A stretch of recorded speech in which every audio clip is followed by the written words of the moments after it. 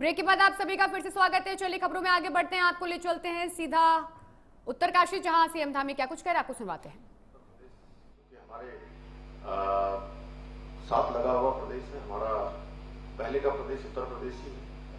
और कभी कभी बात होती है किसी मंच पर, तो जब लोग उत्तर प्रदेश उत्तराखंड इधर की बात करते हैं तो मैं कहता हूं कि मेरे तो सारे सर्टिफिकेटों में, चाहे वो बर्थ सर्टिफिकेट हो, चाहे शिक्षा का कोई सर्टिफिकेट हो, उन सब में उत्तर प्रदेश ही लिखा गया है। और मुझे लगता है मुफ्त पर में जितने लोग बैठे होंगे अधिकांश की पढ़ाई लिखाई में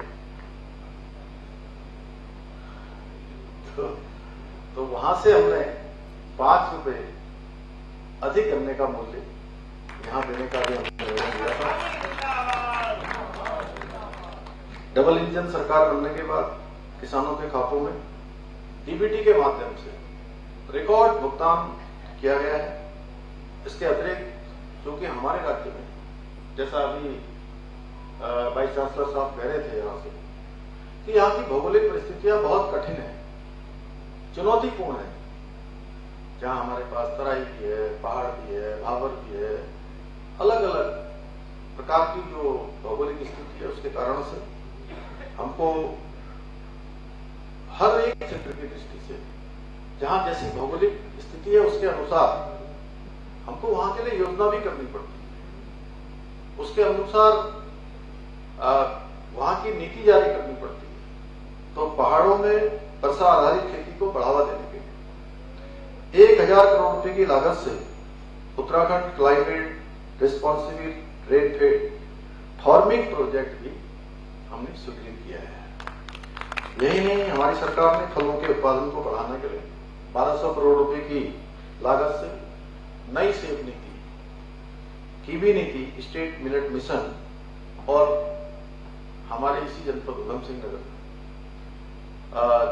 बाजपुर और आसपास का क्षेत्र अभी एक ड्रैगन के लिए बड़ा केंद्र जैसा बनता जा रहा है। यहाँ के ड्रैगन को जगह जगह इसकी मांग बढ़ रही है मालूम। तो ड्रैगन फ्रूट उसकी बहुत तेजी से मांग बढ़ रही है। और इन सभी ऐसी कई सारी महत्वपूर्ण योजनाओं को हमने कृषकों के हित और ध्यान करने वालों के हित में इसको लागू किया है।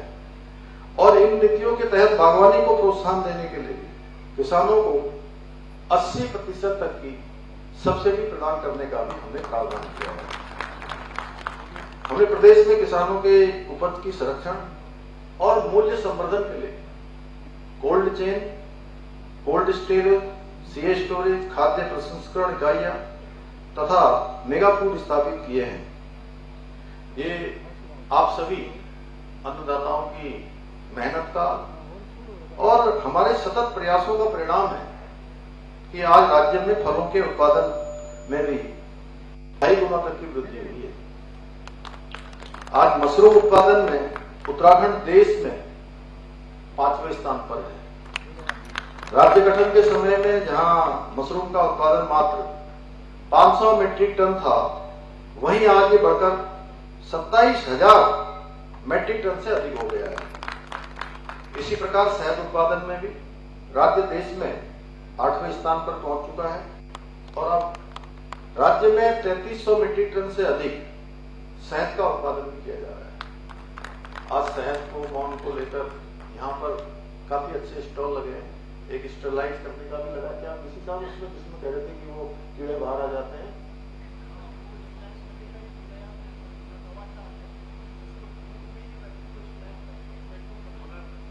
मैं आप सबसे अनुरोध करूंगा कि वो इसके बाहर निकलते ही स्टॉल लगा हुआ है जो मौन पालन का है, शहद पालन का है, उसको आप लोग अवश्य देखें। क्योंकि हमारे राज्य में मौन पालन और शहद की बहुत संभावनाएं हैं, बहुत हमारे पोटेंशियल है। और मैं एक छोटा सा उदाहरण आपको बताता हूँ, क्योंकि मैं भी एक किसान भी हूँ, मैं एक फौजी का बेटा भी हूँ, सैनिक का पुत्र भी हूँ और किसान पुत्र भी हूँ। दोनों ही एक साथ ऐसा संयोग है। आपने देखा होगा पिछले साल मैंने रुपाई भी लगाई थी और मैंने हल भी चलाया था, पटेला भी लगाया था।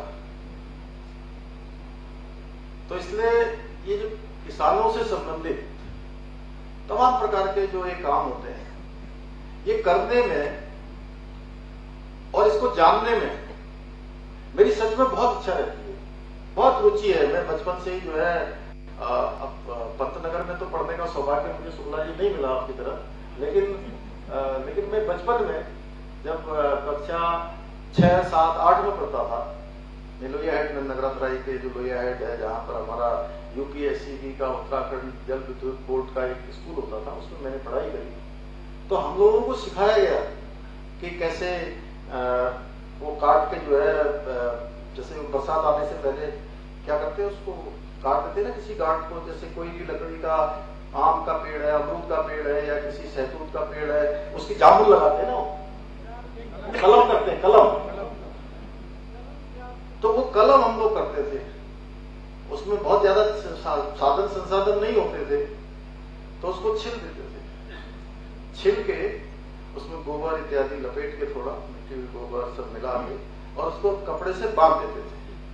और बरसात होती थी तो उसमें जड़ निकल जाती थी। अब ये बहुत पुरानी तकनीक हो गई, अब तो नई नई तकनीकें आ गई, और लोग कह रहे होंगे कि पंतनगर विश्वविद्यालय जो कृषि का दुनिया का सबसे अच्छा विश्वविद्यालय है, जहाँ पर एक से एक शोध अनुसंधान होते हैं, ये मुख्यमंत्री जो है कहाँ की बात कर रहे हैं।